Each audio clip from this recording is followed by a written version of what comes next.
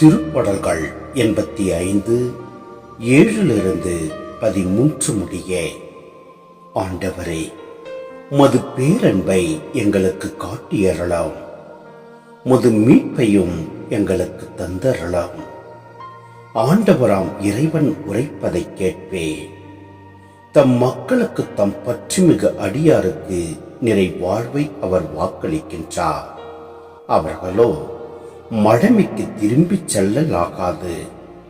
அவருக்கு அஞ்சி நடப்போருக்கு அவரது மீட்பு அண்மையில் உள்ளது என்பது உறுதி.